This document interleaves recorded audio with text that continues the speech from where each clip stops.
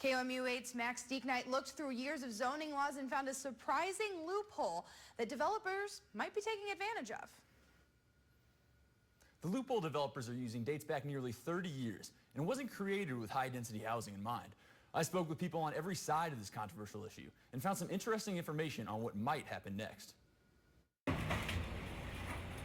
The luxury student housing boom is still, well, booming.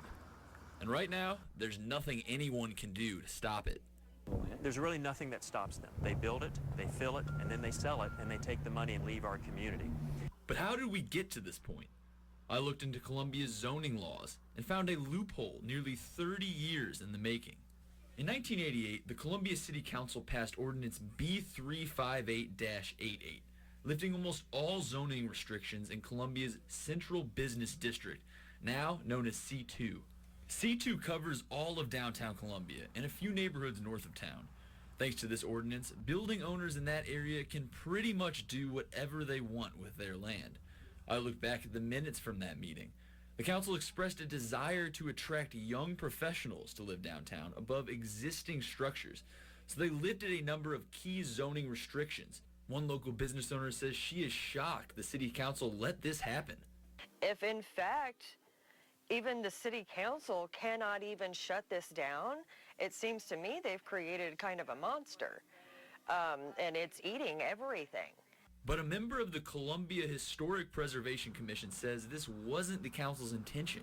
The problem is the city council at the time never anticipated that we would be tearing down entire blocks of downtown in order to build only residential uses with no parking requirements. This loophole has led to a number of controversial projects, such as the original Shakespeare's Pizza being torn down.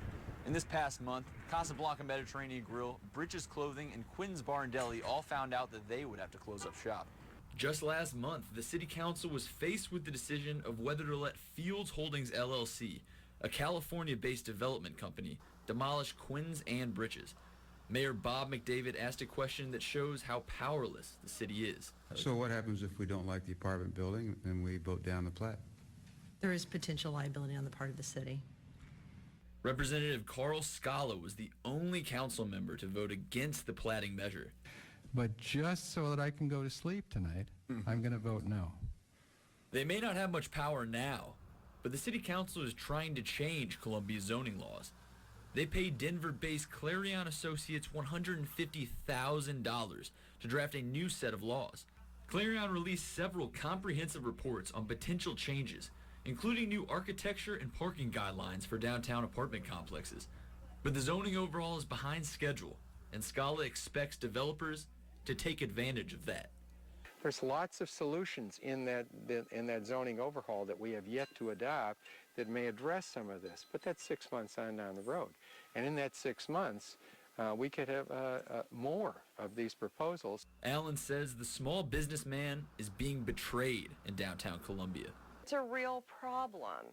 These are, small businesses are family businesses. They're, you're not buying me a vacation home. You're just making sure I can pay my electric bill this month. Clarion initially projected they'd have the new zoning laws ready by the end of last year, but Scala says July is the earliest he expects the laws to be implemented. I reached out to the three major companies developing downtown. I spoke with a representative from Trittenbach Development, the company that owns Brookside and is currently building the complex where Shakespeare's Pizza used to be. He told me it's the out-of-town development companies people should be upset with because the money they make leaves our community. So I reached out to the two out-of-town developers, Fields Holding LLC and the Opus Group. Mr. Fields declined to comment, and I never heard back from Opus.